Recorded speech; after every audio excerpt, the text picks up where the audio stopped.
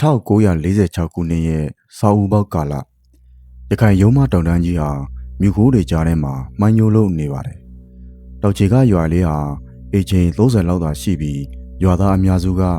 တောထဲမှာအမဲလိုက်တစ်ခုတ်ပြီးအသက်မွေးဝမ်းကြောင်းပြကြပါတယ်။ရွာထဲမှာနာမည်ကြီးတဲ့အမုတ်ဆိုးလူငယ်2ယောက်ရှိတယ်။တစ်ယောက်ကအသက်25နှစ်အရွယ်ကျော်စိန်ကတနတ်ပြစ်လေးပြစ်ကျွမ်းကျင်တယ်လို့ရွာသားတွေအပေါ်မှာလည်းကုညီရိုက်ပေးတတ်လို့အားလုံးကချစ်ခဲ့ကြပါတယ်။နောက်တစ်ယောက်ကတော့အသက်26နှစ်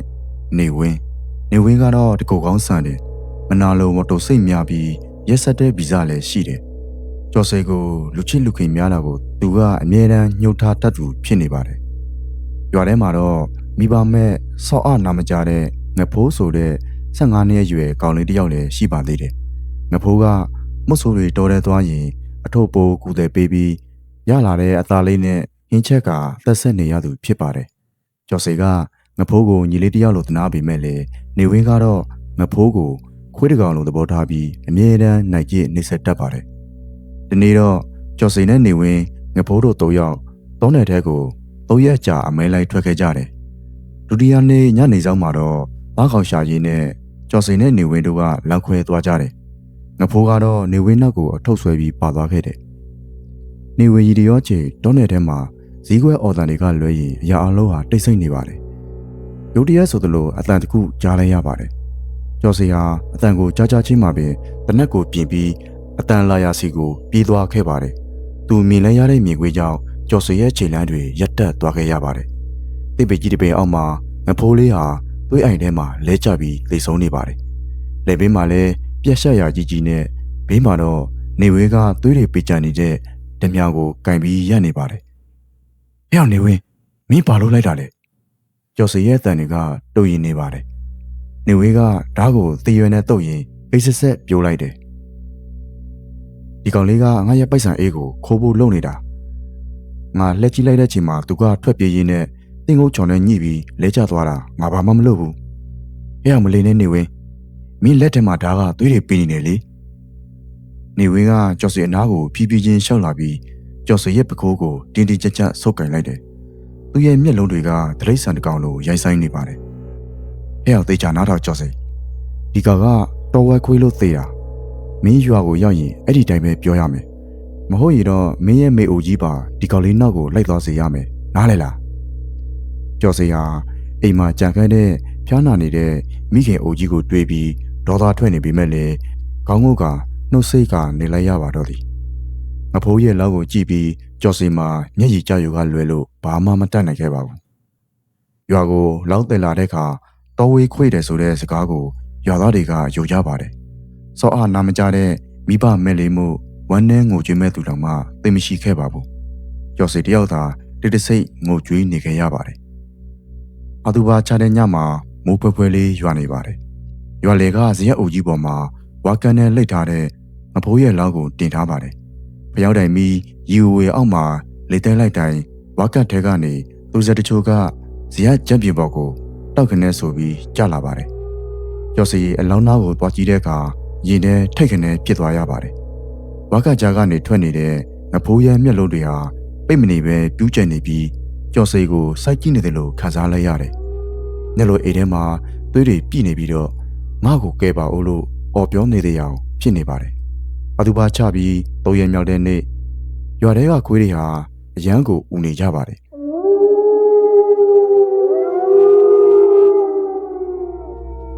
လာမညာပြေလို့ပတ်ဝန်းကျင်တစ်ခုလိုကလည်းအားကျတာကြာရလောက်အောင်တိတ်ဆိတ်နေရပါတယ်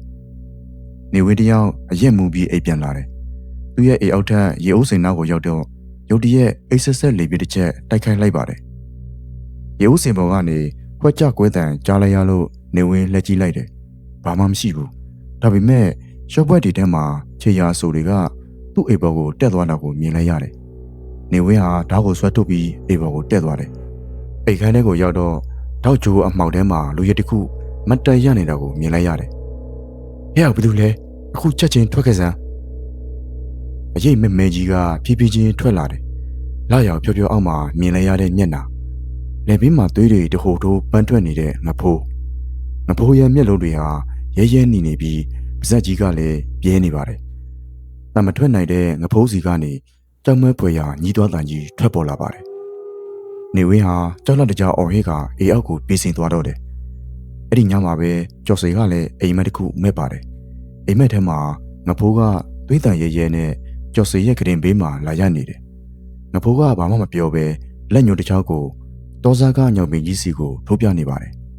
မနေ့လေးတော့ကျော်စေတယောက်တည်းညောင်ပင်ကြီးစီသွားခဲ့တယ်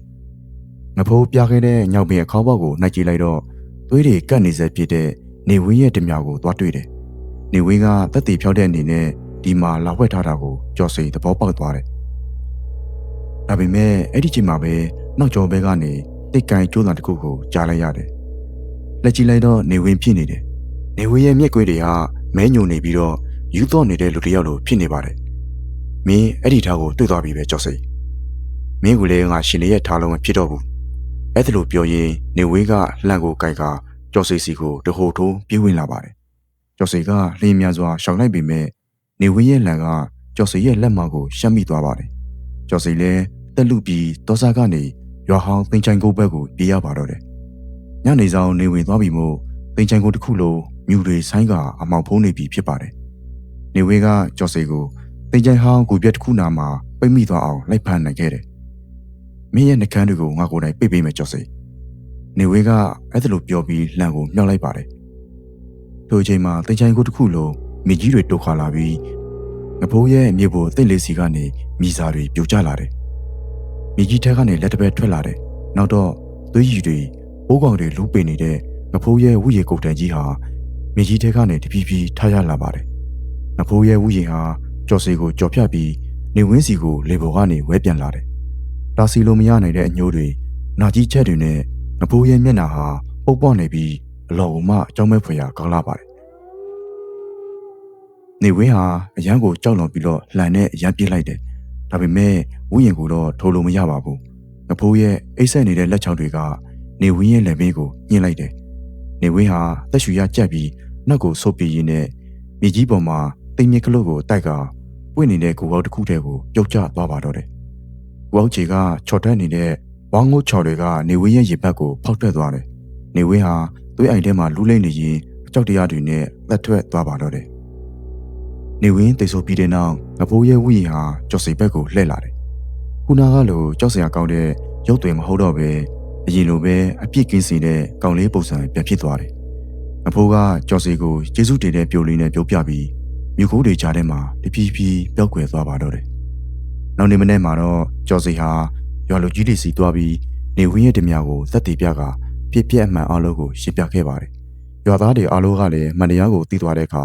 ငဖိုးလေးအတွက်လော်ပဲဝမ်းနဲ့ကြည်ခွဲကြရပါတယ်ရွာသားတွေကငဖိုးရဲ့အုပ်ကူလေးကိုတေးသေးချာချာပြန်လည်ပြုပြင်ပေးပြီးစော့ကတ်မျှဝေပေးခဲ့ကြပါတယ်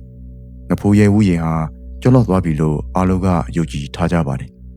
ဒါပေမဲ့ယခုချိန်ထိရခိုင်ရုံးမတောင်တန်းတွေစီကနေဆောင်းလေအေးတွေတိုက်ခိုက်လာတဲ့ညတွေမှာဆိုရင်တောအုပ်ထဲကနေဝမ်းနဲ့ဖွယ်ရာညီးသွားတန်တက်တက်လေးကိုရွာသားတွေဟာကြားနေရသေးပါပဲဒါဟာပြစ်ခင်းစင်ပေမဲ့ရက်ဆက်စွာတက်ကန်ခဲ့ရတဲ့စောအားနာမကြကောင်လေးတယောက်ရဲ့ကြံရင်ခဲတဲ့ဇက်လန်လေးတစ်ခုပဲဖြစ်ပါတော့တယ်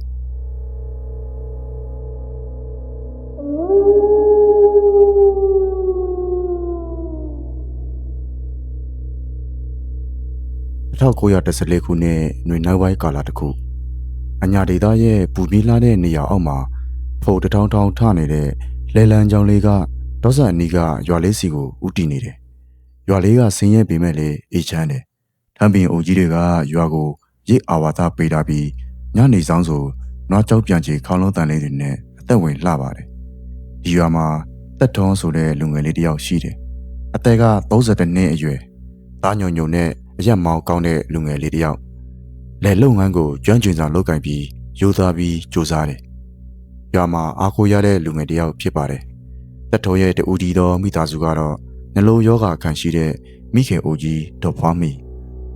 အမေသားလေတဲ့သွားလိုက်ဦးမယ်နော်နေပူတဲ့မထွက်နဲ့နော်အိမ်ပေါ်မှာပဲနားနားနေနေတက်တော်ကအခိုးပေါ်ထော်ရင်ကိုတင်ရင်လမ်းမှာရှာတယ်အေးပါသားရဲ့ဂယူးဆိုင်ပြီးသွားနော်အနေအရန်ပူရင်ပေရေးမှာနားဖို့လည်းမမေ့နဲ့ဦးဒေါ်ဖွားမီကကောရလေးစားရင်ပြန်ပြောပါတယ်တက်တော်ကပြိုးပြပြီးအေးအောက်ဆင်းလာတယ် သူမသိခဲ့တာကဒီနေ့ဟာသူတို့ရဲ့မိသားစုရဲ့အေချန်တဲ့ဘဝလေးပျက်စီးတော့မဲ့နေ့ဆိုတာကိုသူမသိခဲ့ပါဘူး။ရွာရဲ့တစ်ဖက်စောကအိတ်တိုက်ပူးလေးမှာတော့ဦးတင်မောင်ဆိုတဲ့အသက်46နှစ်အရွယ်လူလတ်ပိုင်းတစ်ယောက်နေထိုင်ပါတယ်။သူကရွာမှာငွေရေးကြေးရေးအတန်အသင့်ရှိပြီးစကားပြောလဲချိုသားတယ်။အလူတန်းဆိုလဲရှစ်ဆိုကရွာကလူကြီးတွေနဲ့လည်းအဆင်ပြေအောင်နေတတ်တယ်။ဒါပေမဲ့သူ့ရဲ့ပြိုးတွေနောက်ွယ်မှာဘယ်လောက်ထိရုံမာတဲ့စိတ်ဓာတ်တွေကြေးအောင်နေလဲဆိုတာကိုတော့ရွာကလူတွေမသိခဲ့ကြပါဘူး။ဦးတင်မောင်မျက်စိကျနေတာကတက်ထွန်တို့ပိုင်တဲ့ဒေါ်စာကမြေခွက်လေးအဲ့ဒီမြေခွက်ကလက်လုံးဖို့တစ်မကောင်းပေမဲ့လည်းကိုလိုနီဆိုယာကတစ်ထုတ်လုပ်ရေးအတွက်လမ်းဖုံးဖို့စီစဉ်နေတဲ့နေရာနဲ့အနိစ္စဆိုဖြစ်နေပါတယ်။ဒီသတင်းကိုကြိုသိထားတဲ့ဦးတင်မောင်ကအဲ့ဒီမြေကိုမရရအောင်ယူဖို့ကြံစည်နေတာကြာလာပါပြီ။ကိုသက်တော်ကြီးအလုပ်တွေများနေလားဗျ။လေတွေကပြန်လာတဲ့သက်တော်ကိုလမ်းမှာစောင့်ပြီးဦးတင်မောင်ကနှုတ်ဆက်လိုက်တယ်။ဟာဦးတင်မောင်ပါလားဗျ။မများပါဘူးဗျာ။အလုပ်ကတော့ပုံမှန်ပါပဲ။ဘာကိစ္စရှိလို့လဲခင်ဗျ။ဒီလိုပါပဲဗျာ။ကျုပ်တို့ကမိတ်ဆွေတွေဆိုတော့ခင်ဗျားတို့အသားမီးကိုသနာလို့ပါ။တော့ဖားမီလည်းကျမ်းမာရေးတိတ်ကောင်းတာမဟုတ်ဘူး။စေပူဝါခလေးပါလေးလို့ရင်ပြောနော်။ပြီးတော့ဟိုဒေါသနာကမြေခွက်လေးခင်ဗျားတို့လည်းသုံးတာမှမဟုတ်ဘူးဆိုတော့ကျုပ်ကိုရောင်းလိုက်ပါလား။ကျုပ်ဈေးကောင်းကောင်းပေးပါမယ်ဗျာ။သက်တော်ဟာအဲ့ဒီစကားကိုကြားလိုက်တော့မျက်မှောင်တစ်ချက်ကျုပ်သွားပါတယ်။အဲ့ဒီမြေကအဖေကြံရင်ခဲ့တဲ့မွေဗျ။ဘယ်လောက်ရရကျွန်တော်မရောက်ပါဘူးဦးတင်မောင်။ကျေးဇူးလည်းတင်ပါတယ်ဗျ။သက်တော်ရဲ့ပြတ်သားတဲ့ညီစကားကြောင့်ဦးတင်မောင်ရဲ့မျက်နှာပေါ်ကအပြိုးတူကြီးဟာခဏတာပျောက်ကွယ်သွားပါတယ်။ဒါပေမဲ့ချက်ချင်းပဲပြန်လဲထိချုံလိုက်ပြီးအေးပါဗျာအေးပါစိတ်မရှိပါနဲ့နော်။ကျုပ်ကအကူကြီးဖြစ်မလားဆိုပြီးမေးကြည့်တာပါ။ဦးတင်မောင်ကြောခိုင်းထွက်သွားခြင်းမှာတော့သူရဲ့မျက်ဝန်းတွေကရက်ဆက်တဲ့အရေးရောင်တွေနဲ့တောက်ပနေခဲ့ပါတယ်။ရက်အနှဲငယ်ကြာပြီးတဲ့နောက်ညတကောင်ရံချီရွာလေးကတိတ်ဆိတ်ငြိမ်သက်နေပါတယ်။ခွေးဟောင်တန်တွေတစ်ချက်ကလွယ်လို့ဘာအတန်မှမကြားရပါဘူး။သက်တော်တို့အေးလေးရှိကိုအရေးမဲကြီးတစ်ခုတိတ်တဆိတ်ကြီးကပ်လာပါတယ်။အဲ့ဒီအရေးမဲကြီးကတော့ဦးတင်မောင်ပါ။သူငားရထားတဲ့လူမိုင်းနှစ်ယောက်လည်းအနောက်ကနေကပ်ပါလာတယ်။မိသားရှိုးလိုက်အကိုပြကြပါစေကွာ။ဒီကောင်တိတ်သွားရင်သူ့အမေကအဲ့ဒီမြေကိုငါစီမှာမရောက်ဘဲနဲ့မနေနိုင်ဘူး။ဦးတင်မောင်ကတိုးတိုးလေးနဲ့မိတ်ပေးလိုက်တယ်။မိတို့တွေကတက်ထွန်တို့ရဲ့ဝထေယံအေလေးစီကိုပြန်ဝင်သွားတယ်။ခြောက်သွင်းနေတဲ့ဝါနဲ့ဒနီတွေဟာမိဟာလိုက်တဲ့တပြိုင်နက်ဟောကနေတောက်လောင်သွားပါတယ်။မိပြိုကြကြပါဦး။အိမ်မောကျနေတဲ့တက်တော်ဟာလက်နိုးလာပြီးအော်ဟင်းလိုက်တယ်။အေတခုလိုမိခိုးတွေဖုံးလွှမ်းနေပါပြီ။မေ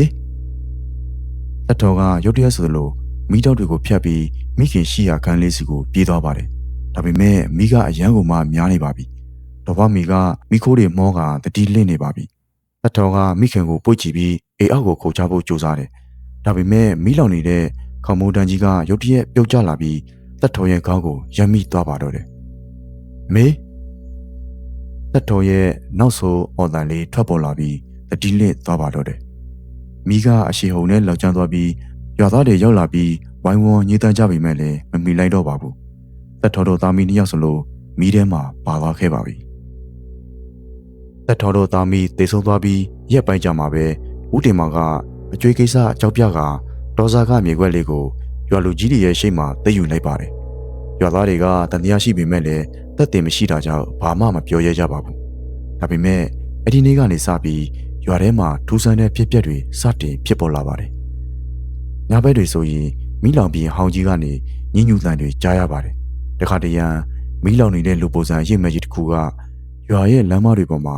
လမ်းလျှောက်နေတာကိုလူတွေတွေ့မြင်ကြတယ်လို့ပြောကြပါတယ်။အစိုးစိုးကတော့ဦးတင်မောင်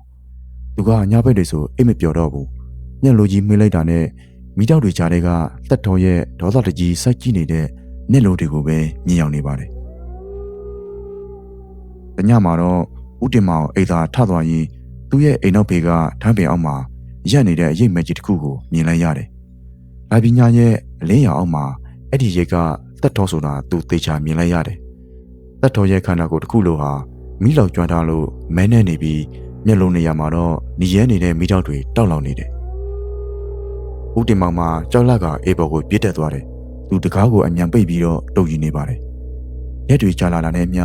တက်တော်ရဲ့ဝူရီကပိုပြီးတော့အဆန်းထွက်လာတယ်။ရွာသားတွေကလည်းကြောက်လန့်နေပြီးနေဝင်တာနဲ့အိမ်မြေကိုမထွက်ရဲကြတော့ဘူး။ ဦးတင်မာကကြောက်လန့်လွန်းလို့ရွာကဘူကြီးကျောင်းမှာသွားပုန်းနေဖို့ဆုံးဖြတ်လိုက်တယ်ဒါပေမဲ့သူကျောင်းကိုသွားမယ်ညမှာပဲသူ့ကိုမီးရှို့ဖို့ငားထားတဲ့လူမနှစ်ယောက်ရွာကိုပြန်ရောက်လာတယ်အထေကြီးဦးတင်မောင်ကျုပ်တို့ကိုပိုက်ဆံထပ်ပေးပါမဟုတ်ရင်တော့ခမရခိုင်းလို့မီးရှို့ခဲတာဆိုတာကိုရွာကလူကြီးတွေကိုသွားပြောပြလိုက်မယ်လူမိုက်တစ်ယောက်ကချေချောက်ပါတယ်ဦးတင်မောင်မှာမျက်လိုပြူသွားပြီးမင်းတို့ကိုပေးစရာရှိတာငါအကုန်လုံးပေးပြီးပြီလေမရဘူးဟိုတရေကကျုပ်တို့ကိုခြောက်နေတာကျုပ်တို့ရွာကနေပြောင်းပြေးမှရတော့မယ်လက်ကကြီးမှာတော့ဖို့ပိုက်ဆံလိုတယ်သူတို့စကားပြောနေတော့ရုတ်တရက်လေပြင်းတွေတိုက်ခိုက်လာပြီးပတ်ဝန်းကျင်တစ်ခုလိုမှောင်မိုက်သွားပါတယ်မင်းတို့အကုန်လုံးသိရမယ်ကြောက်ချစရာကောင်းတဲ့အတန်ကြီးထွက်ပေါ်လာပြီးလူမိုက်နှစ်ယောက်လေထဲကိုမြောက်တဲ့သွားတယ်သူတို့ရဲ့လက်ပင်းတွေကိုမမြင်ရတဲ့လက်ကြီးတွေကညှစ်ထားသလိုလူးလေးနေကြပါတယ်ခဏကြာမှတော့လူမိုက်နှစ်ယောက်လိုမြေကြီးပေါ်ကိုတက်မပါတော့ပဲပြုတ်ကျသိပ်ဆိုးသွားပါတော့တယ်ဦးတင်မောင်မှာမျက်စိရှင်းမှမြင်လဲရတဲ့မြင်ကွင်းကြောင့်ကြောက်လန့်တကြားထွက်ပြေးဖို့ကြိုးစားပေမဲ့သူ့ရဲ့ခြေထောက်တွေကမြေကြီးထဲမှာကပ်နေတယ်လို့လှုပ်လို့မရတော့ပါဘူးဦးတင်မောင်ရဲ့ရှေ့မှာမီးတောက်တွေနဲ့ဖုံးလွှမ်းနေတဲ့သက်တော်ရဲ့ဝိညာဉ်ပေါ်လာတယ်သက်တော်ကြီးငါ့ကိုခွေးလောက်ပါငါမှားသွားပါတယ်ကွာဦးတင်မောင်ကဒူးထောက်ပြီးတောင်းပန်တယ်မင်းရဲ့လောဘကြောင့်အမောင်မေရဲ့အသက်ပါတည်သွားရတယ်ခွေးလောက်ဖို့ဆိုတာကနောက်ကျသွားပြီတဲ့ပါသက်တော်ရဲ့အတန်ကနာကျင်မှုနဲ့ဒေါသတွေပြည့်နေနေတယ်သက်တော်ရဲ့ဝိညာဉ်ကဦးတင်မောင်စီတပြေးပြေးတိုးကပ်လာတယ်မီးဟန်နေတဲ့ပူချေကြောင့်ဦးတင်မောင်ရဲ့အသားတွေလောင်ကျွမ်းလာပါတယ်ဦးတင်မောင်မှာမီးရဲ့အပူချေကြောင့်လူတစ်ယောက်လိုအော်ဟစ်နေပါတယ်သူ့ရဲ့အော်တန်ကအညအမောင်ထဲမှာဆူရှားစွာထွက်ပေါ်လာတယ်ဒါပေမဲ့ဘယ်သူမှသူ့ကိုလာမကယ်ရဲကြပါဘူးနောက်ဆိုတော့ဦးတင်မောင်တယောက်သက်တော်တို့သားမီးကိုသူမီးရှို့တတ်ခဲ့တယ်လို့ပဲသက်တော်ရဲ့ဝိညာဉ်မီးတောက်တွေကြားထဲမှာအရှိလက်လက်မီးလောင်သိဆိုးသွားခဲ့ရပါတယ်နောက်နေ့မနေ့မှာရွာသားတွေကဦးတင်မောင်ရဲ့ပြကြားနေတဲ့အလောင်းကိုတွေ့ရှိခဲ့ကြတယ်သူရဲ့မျက်နှာကကြောက်တရားတွေနဲ့ပုံပြက်ပန်းပြက်ဖြစ်နေပါတယ်အဲ့ဒီနေ့ကနေစပြီးရွာမှာသက်တော်ရဲ့ဝိညာဉ်ကိုထပ်မတွေ့ရတော့ပါဘူးသက်တော်ရဲ့အညိုးတွေပြေးသွားပြီလို့ရွာသားတွေကယုံကြည်ကြပါတယ်ဒါပေမဲ့ဒေါ်စာကမြေခွက်လေးနဲ့မိလောင်ပြေဟောင်းနေရကိုတော့ဘယ်သူမှမသွားရဲကြတော့ပါဘူးလူတွေရဲ့လောဘနဲ့အကြီးတန်းတဲ့ယုံမှမှုတွေကနောက်ဆုံးမှာကိုယ့်စီကိုပဲပြန်လာတတ်တယ်ဆိုတာကိုအဲ့ဒီရွာလေးမှာဖြစ်ပျက်ကအမြဲတမ်းတတိပေးနေတော့မှာဖြစ်ပါတယ်ဒီနေ့တင်ဆက်ပေးတဲ့ဇာတ်လမ်းလေးတွေကတော့ဒီလောက်နဲ့ပဲစောသက်ခွင့်ပြုပါခင်ဗျနောက်ထပ်ဒီထက်ကောင်းတဲ့ဇာတ်လမ်းလေးတွေနဲ့ပြန်လာခဲ့ဖို့ကျွန်တော်ကြိုးစားနေပါတယ်အားလုံးကောင်းသောညလေးဖြစ်ပါစေဗျာ